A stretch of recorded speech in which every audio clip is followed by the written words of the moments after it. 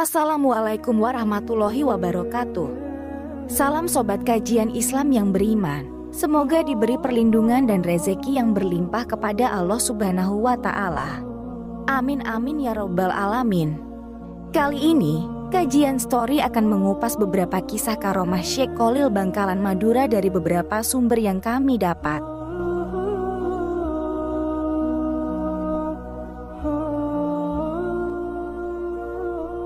Muhammad Kholil bin Abdul Latif atau lebih dikenal dengan Syekhona Kholil atau Syekh Kholil Bangkalan adalah seorang ulama karismatik dari Pulau Madura di Jawa Timur. Syekh Kholil lahir di Bangkalan pada tahun 1820 dan meninggal pada tahun 1925 pada usia 104 tahun. Syekh Kholil Al-Bangkalani berasal dari keluarga terpelajar. Ayahnya adalah Kiai Haji Abdul Latif yang memiliki hubungan darah dengan Syarif Hidayatullah atau Sunan Gunung Jati. Ibunya adalah Syarifah Khadijah, putri dari Sayyid Asrar Karomah bin Kiai Abdullah bin Ali Akbar bin Sayyid Sulaiman Kanigoro Mojoagung. Sayyid Sulaiman adalah putra dari Sayyid Zain Sunan Gunung Jati. Banyak kisah dalam kehidupan Syekh Kholil Bangkalan yang melampaui akal manusia. Kisah-kisah ekses atau karomah Syekh Kholil ini dituturkan secara lisan, khususnya di kalangan masyarakat Madura. Berikut beberapa kisah dari Syekh Kholil Bangkalan Madura. Tertawa terbahak-bahak saat sholat. Kisah pertama adalah tentang tertawa sambil berdoa dengan suara keras. Dikisahkan suatu ketika Syekh Kholil muda sedang sholat berjamaah yang dipimpin kiai di sebuah pondok pesantren tempat ia menuntut ilmu. Saat itu Syekh Kholil muda tertawa terbahak-bahak sehingga teman-temannya takut kiai akan marah. Anggapan ini tidak salah. Usai sholat, sang kiai memarahi Syekh Kholil muda karena sikapnya yang tertawa terbahak-bahak saat sholat. Karena tentu hal itu dilarang dalam ajaran Islam. Namun, Syekh Kholil muda tetap tertawa meski sang kiai sangat marah. Belakangan, Syekh Kholil menjawab bahwa ketika jemaah sholat, dia melihat berkah atau semacam mangkuk nasi di atas kepala kiai saat festival. Mendengar jawaban tersebut, sang kiai mengenali sholat yang dipanjatkannya dan merasa malu karena mengingat saat sholat ia terburu-buru untuk menghadiri hari raya sehingga sholatnya tidak khusyuk. Bahsul Masail membahas kepiting di Mekah. Suatu hari, para ulama Mekah berkumpul di Masjid Agung untuk membahas masalah dan hukum Islam saat ini. Semua pertanyaan didiskusikan dengan bebas dan solusi selalu ditemukan dengan persetujuan semua peneliti. Namun banyak pendapat tentang halal atau haramnya kepiting dan rajungan dan belum ada solusinya. Saat itu, Syekh Kholil terlibat dalam pembicaraan tersebut. Melihat jalan buntu, dia meminta izin untuk mengusulkan solusi atas masalah tersebut. Akhirnya moderator mengundang Syekh Kholil ke mimbar. Sesampainya di mimbar, Syekh Kholil berkata, "Saudara-saudara, ketidaksepakatan kita tentang penetapan undang-undang tentang kepiting dan ranjungan adalah karena saya yakin Anda pasti belum pernah melihat bentuk kepiting dan kepiting." Semua dalam diskusi para ilmuwan yang terlibat setuju dengan pernyataan Syekh Kholil. Kemudian dia berkata lagi, "Saudaraku, kira-kira bentuknya seperti ini," katanya sambil memegang kepiting yang masih basah. Melihat mereka yang hadir tercengang, suasana menjadi riuh karena keanehan tersebut. Mereka terkejut dan bingung dari mana Syekh Kholil mendapatkan kepiting dalam waktu singkat. Alhasil, setelah kejadian tersebut, Syekh Kholil menjadi ulama yang disegani di kalangan ulama Masjidil Haram. Sholat di Mekah suatu sore di pantai Kabupaten Bangkalan, Syekh Kholil didampingi oleh Kiai Syamsul Arifin, salah seorang santri dan sahabatnya. Mereka membahas masalah petani dan masalah rakyat. Waktu berlalu tanpa disadari dan matahari terbenam. Tiba-tiba Kiai Syamsul berkata, "Kita belum sholat ashar." "Kiai." Syekh Kholil segera mengucap istighfar dan menyadari kesalahannya. Kiai Syamsul berkata lagi, "Waktu ashar hampir habis, kita tidak bisa sholat dengan sempurna." Akhirnya, Syekh Kholil meminta Kiai Syamsul untuk membawa kerocok, sejenis daun lontar yang bisa mengapung di atas air, untuk bepergian ke Mekah. Setelah menerima kerocok dan duduki, Syekh Kholil melihat ke arah Mekah dan tiba-tiba kerocok yang ia duduki terbang dengan cepat menuju Mekah.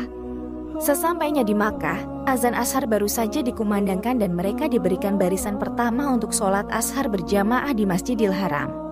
Membelah diri. Kisah karomah Syekh Kholil lainnya adalah kemampuannya membelah diri.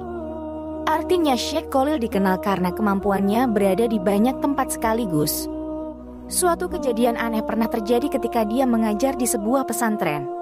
Selama pelajaran, Syekh Khalil melakukan sesuatu yang tidak terlihat oleh mata telanjang dan tiba-tiba baju dan sarungnya menjadi basah. Kejadian ini sontak mengejutkan para santri yang keheranan dan kebingungan. Itu akhirnya sirna setelah setengah bulan kemudian ketika sang nelayan mengunjungi Syekh Khalil. Nelayan tersebut mengucapkan terima kasih karena saat perahunya mogok di tengah laut, Syekh Khalil segera datang dan membantunya. Bertemu Nabi Khidir. Mbah Khalil Bangkalan Madura adalah salah satu ulama terbesar yang dianggap sebagai salah satu wali Allah. Banyak cerita tentang karomah Mbah Khalil Bangkalan Madura yang sering disebut-sebut dalam khazanah para wali Allah. Bahkan ada yang mengatakan bahwa Mbah Khalil Bangkalan Madura memiliki seorang karomah yang dapat mengetahui kapan dia akan meninggal. Ini adalah salah satu dari sekian banyak patronase yang dimiliki oleh Mbah Khalil Bangkalan Madur semasa hidupnya. Ada juga kisah menarik Mbah Khalil Bangkalan Madura yang bertemu dengan Nabi Khidir alaihi salam. Berikut kisah perjumpaan Mbah Khalil Bangkalan Madura dengan Nabi Khidir alaihi salam. Dikisahkan ada seorang murid bernama Daud. Suatu malam, tepat pukul 12.00 waktu Indonesia Barat, Mbah Khalil Bangkalan meminta Daud keluar rumah. Sesampainya di tempat itu, Daud terkejut karena Mbah Khalil bertemu dengan orang yang terlihat sederhana dan biasa. Seseorang berpenampilan polos itu menyapa dan mengucapkan salam ke Mbah Khalil. Mbah Khalil Bangkalan Madura segera membalas sapaannya lalu keduanya berpelukan. Daud terkejut melihat pemandangan itu karena keduanya terlihat sangat akrab dan kaya kenal lama. Padahal Daud tidak pernah melihat orang itu bertemu di rumah Mbah Khalil. Usai berpelukan, Mbah Khalil Bangkalan berbincang dengan orang misterius tersebut. Mbah Khalil Bangkalan tampak asyik berbincang dengan seseorang yang baru saja dilihat Daud. Sementara itu dia hanya duduk dan mendengarkan. Panjang bicara Mbah Khalil Bangkalan membuat Daud menjadi marah dan kesal serta menggerutu dalam hati. Orang ini tidak berpendidikan kalau sudah berhubungan dengan Mbah Khalil. Kenapa tidak ke rumahnya saja? Kenapa harus ketemu lagi di luar, tengah malam? Gumam Daud pada dirinya sendiri. Mbah Khalil Bangkalan masih asyik mengobrol seperti lupa waktu karena sudah larut malam. Daud, sebaliknya, menjadi jengkel. Karena dia tidak hanya sangat mengantuk, tetapi juga dikelilingi oleh nyamuk. Hingga lesung pipinya digigit nyamuk. Daud merasa kesal dan marah di dalam hatinya. Setelah berbincang panjang, orang misterius tersebut berpamitan kepada Mbah Khalil Bangkalan dan mengakhiri pembicaraan. Mbah Khalil Bangkalan kembali berpelukan. Setelah itu dia pergi dan tak lama kemudian orang itu pergi. Saat orang misterius itu tak terlihat oleh mata, Mbah Khalil Bangkalan bertanya kepada santrinya. "Wud, apakah kamu tahu siapa orang itu?" Tanya Mbah Khalil. "Entahlah, Kiai," jawab Daud. "Dia adalah Nabiullah Khidir As. Tidak mudah untuk bertemu dengannya. Siapapun yang ingin bertemu dengannya harus banyak berzikir dan kembali kepada Allah SWT serta tidak melakukan apa yang dilarang oleh Allah dan Rasul-Nya," tegas Mbah Khalil Bangkalan Madura. Tubuh Daud melambat setelah mendengar apa yang dikatakan Mbah Khalil Bangkalan. Daud tak habis pikir bahwa orang yang dilihatnya bersama Mbah Khalil Bangkalan adalah Nabiullah Khidir As, guru aulia. "Mengapa Kiai tidak memberitahu saya sebelumnya bahwa dia adalah Nabiullah Khidir As?" Tanya Daud balik, agak memprotes. Oleh karena itu, Daud harus ikhlas dan sabar dalam mengikuti kiaiannya, jawab Mbah Khalil Bangkalan, seolah mengetahui isi hati Daud. Daud akhirnya menyesalinya. "Sebenarnya saya sangat menyayangkan prasangka dan keluh kesah karena menurut saya orang tersebut tidak berpendidikan." Inilah kisah Mbah Khalil Bangkalan Madura karomah yang begitu dekat dengan Nabiullah Khidir As. Mereka baru saja meninggalkan dunia ini. Dia bahkan bisa bertemu dengan Nabi Muhammad dan para nabi lainnya kapan saja. Menentukan kiblat arah masjid. Mbah Khalil mengamati masjid yang dibangun menantunya, Kiai Muntaka. Melihat arah kiblat, Mbah Khalil berpesan kepada menantunya yang saleh untuk memperbaiki arah kiblat. Sebagai orang yang alim, Kiai Muntaha memiliki alasan tersendiri dalam menetapkan arah kiblat. Mbah Khalil dihadapkan pada beberapa argumen untuk mendukung pendapatnya. Melihat menantunya masih mempertahankan pendiriannya, Mbah Khalil tersenyum sambil berjalan menuju pengimanan, diikuti menantunya. Kemudian Mbah Khalil mengambil sebatang kayu untuk mengebor tembok dan meminta Kiai Muntaha untuk melihat lubang tersebut. Betapa terkejutnya dia ketika melihat lubang itu. Ka'bah sangat jelas. Belakangan, Kiai Muntakam menyadari bahwa pendapatnya salah dan mengubah kiblat sesuai pendapat Mbah Kholil.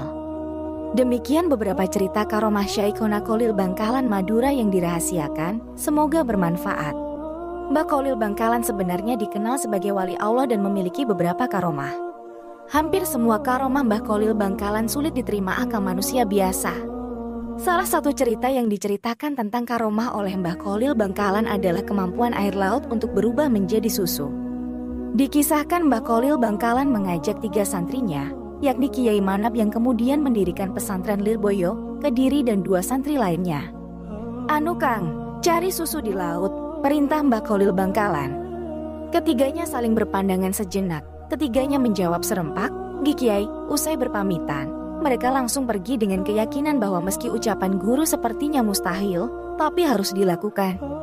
Setelah 3 hari 3 malam mencari di laut, tidak ada hasilnya. Di tengah keputusasaan mereka, ketiganya bernegosiasi. "Bagaimana itu?" kata salah satu dari mereka. "Nah, jika kita tidak mengatakan apa-apa, itu seperti mengatakan guru kita tidak tahu. Ini seperti membeli rokok di toko perangkat keras," jawab yang lain. "Wah, gini saja, kami masih belum menemukan Kiai," kata yang ketiga, dan akhirnya 2 temannya menerima jawaban itu. Ketiganya kemudian kembali ke Mbah Kholil Bangkalan dan mengatakan bahwa mereka belum menemukan apa yang dia pesan. "Oh, ini, ayo ikut saya," kata Mbah Kholil Bangkalan singkat. Mbah Kholil Bangkalan akhirnya memanggil mereka ke pantai dan tampak mengeluarkan gelas yang dibawanya dari rumah. Mbah Kholil Bangkalan lalu meminum air laut dari gelasnya di hadapan 3 orang santri. Sihir sampah yang aneh, ternyata air laut yang diambil dari Mbah Kholil Bangkalan berubah menjadi susu. "Sekarang mintalah keinginanmu kepada Allah melalui perantaraku," kata Mbah Kholil Bangkalan. 2 murid pertama minta kaya sedangkan Mbah Manap minta ilmu yang bermanfaat. Belakangan keinginannya menjadi kenyataan. Kedua siswa itu benar-benar kaya, tetapi kekayaan mereka berakhir dengan kematian mereka. Pada saat yang sama, Mbah Manap bisa mendirikan pesantren di Lirboyo dengan santri yang tersebar di seluruh Nusantara. Penyembuhan orang lumpuh. Romo Kiai Syekh Ahmad Jauhari Umar pernah bercerita tentang gurunya, yaitu Syekh Kiai Kholil Bangkalan yang penuh karomah suatu hagi. Ada orang keturunan Tionghoa yang sakit lumpuh, padahal sudah dibawa ke Jakarta, tapi belum sembuh juga. Ia mendengar ada orang sakti di Madura yang bisa menyembuhkan penyakit. Kemudian beliau berobat ke Madura, yaitu ke Kiai Kholil Bangkalan. Karena lumpuh, jadi dia dibawa menggunakan tandu oleh 4 orang, dan anak serta istrinya ikut mengantar berobat. Di tengah jalan ia bertemu dengan seorang orang Madura yang sedang digendong karena sakit, dalam kurung, kakinya tertimpa pohon. Mereka sepakat untuk pergi bersama ke Kiai Kholil untuk berobat. Orang Madura berjalan di depan sebagai penunjuk jalan. Sekitar 20 meter dari rumah Kah Kholil, muncullah Kah Kholil di rumahnya sambil membawa pedang dan berkata, "Di mana orang itu? Biarkan aku bacok sekalian," ucap Mbah Kholil sambil memegang celurit. Melihat hal itu, kedua orang sakit itu ketakutan dan langsung pergi, tanpa menyadari bahwa mereka sakit. Ketika Kiai Kholil akhirnya mencari dan meneriaki mereka tanpa diketahui, mereka sembuh. Sepeninggal Kiai Kholil, kedua orang ini sering berziarah ke makamnya. Pencuri mentimun hanya bisa duduk di pagi hari. Suatu hari, petani mentimun di Bangkalan kerap mengeluh. Setiap ketimun yang siap dipanen selalu dicuri terlebih dahulu. Setelah kasus berlanjut, petani mentimun tidak bisa menunggu lebih lama lagi. Setelah musyawarah, diputuskan untuk sowani Kiai Kholil. Sesampainya di Mbah Kholil, seperti biasanya Kiai Kholil sedang mengajari ilmu nahu. Kitab itu disebut Jurumiyah dan itu adalah kitab tata bahasa Arab untuk pemula. "Assalamualaikum," Kiai ucap salam para petani. "Waalaikumsalam warahmatullahi wabarakatuh," jawab Kiai Kholil melihat banyak petani yang datang. Kiai Kholil bertanya, "Panjenengan ada perlu apa?"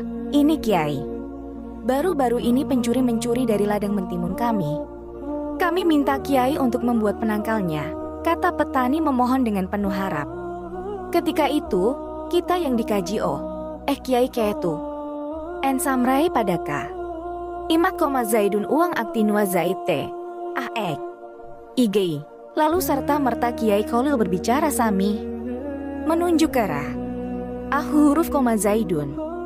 Wah, karena pengajian ini Samurai koma Zaidun, koma Zaidun ini saja Rakai sebagai penangkalnya. Seru Kiai, dengan ketegasan, mantap. Sudah, Pak Kiai. Ucap para petani dengan Gagu dan Tan. Tanya. Sudah, jawab Kiai Kholil menandaskan. Mereka senang mendapatkan penangkal dari Kiai Kholil. Para petani kembali ke rumah mereka, percaya pada kekuatan penangkal yang dibuat Kiai Kholil. Keesokan harinya, para petani mentimun pergi ke ladang mereka sendiri seperti biasa. Betapa terkejutnya mereka melihat hal aneh di depan mereka. Beberapa pencuri mentimun yang berdiri terus tidak bisa duduk. Semua ing mentimun uang selama ini megajah. Iketahui. Arat ditangkap. Akhirnya penduduk berdatangan ingin ihat maling uang tidak Idza duduk itu. Semua upaya dilakukan. Namun Hadzi Nuasia Zia. Semua ing tetap berdiri dengan muka rusat pasti karena ditonton orang yang semakin anuak. Satu Zatunwa jalan agar para maling itu bisa duduk, maka diputuskan waki petani untuk sowan kembali ke Mbah Kholil. Sesampainya di dalam Syekh Kholil, putusan itu diberi obat penawar oleh beliau. Akhirnya, begitu obat itu menyentuh dengan tubuh pencuri malang itu, akhirnya dapat duduk Zerektise. Iya kah? Raga dan Sugi turun menyesal. Berjanji tidak akan mensugi. Ang yang selama ini menjadi sasaran anak buat pencurian. Sejak saat itu, petani mentimun di Bangkalan menjadi aman dan sejahtera. Sebagai ucapan terima kasih kepada Kiai Kholil, mereka menyerahkan hasil panen berupa timun secara massal ke pesantren. Sejak saat itu, para santri dibanjiri timun selama berhari-hari, dan hampir setiap sudut pesantren diselimuti timun. Wa Allahu alam bishawab.